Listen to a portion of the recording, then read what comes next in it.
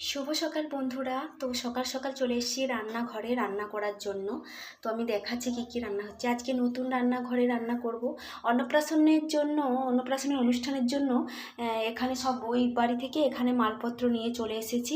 এখানে সব কিছু রাখা হয়েছে, এখনও পুরোপুরিভাবে রান্নাঘরটা কমপ্লিট হয়নি।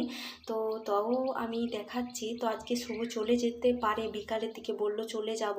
তো যদি চলে যায় তাহলে সকাল সকাল রান্না করব। বিশেষ কিছু রান্না হবে না, একটু মাটন কষা হবে, মাটনের ঝোল হবে পাতলা করে, আর ভাত হবে। মাটন কষা খাবে না, ও ঝোলই খাবে বললো, আর একটু আর আমের চাটনি। তো আমি দেখাচ্ছি। তো বিকালের দিকে ও চলে যাবে, আজকে অনেক দিন এসেছে, এবারে ডিউটিতে যেতেই হবে। তো ভীষণ মনটা খারাপ লাগছে, বাড়ি পুরো ফাঁকা হয়ে গেছে, সবাই চলে গেছে, ওই আছে। তো দেখি, শরীরটাও খারাপ খারাপ বলছে, দেখা যাক কখন যায়। তবু রান্নাটা সকাল সকাল করে দিই।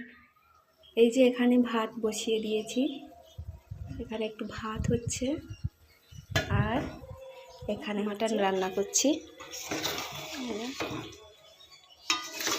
একটু অল্প করে মাটন হচ্ছে। বাড়ি পুরো ফাঁকা, সবাই চলে গেছে, আমি, মামনি, বাবা, শুভ, এই চারজনের জন্য হচ্ছে অল্প একটু। শুভ বলেছে অন্য কিচ্ছু খাবে না, শুধু একটু মাটন পাতলা করে ঝোল খাবে মাটনের, আর একটু চাটনি, আর কিছু খাবে না। বাবাও তাই। তো আর বেশি কিছু হয়নি, একটু আলু সেদ্ধ করেছি, একটু চাটনি করব।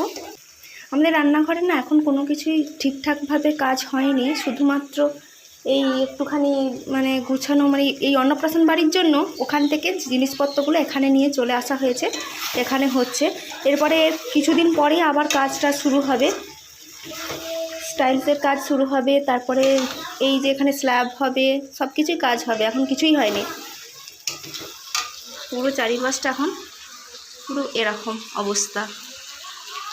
এখন এই মানে আপাতত নিয়ে আসা হয়েছে, এই খাঁচা টাচায় আপাতত নিয়ে আসা হয়েছে অন্নপ্রাশন বাড়ির জন্য, আর কিচ্ছু নেই। এই যে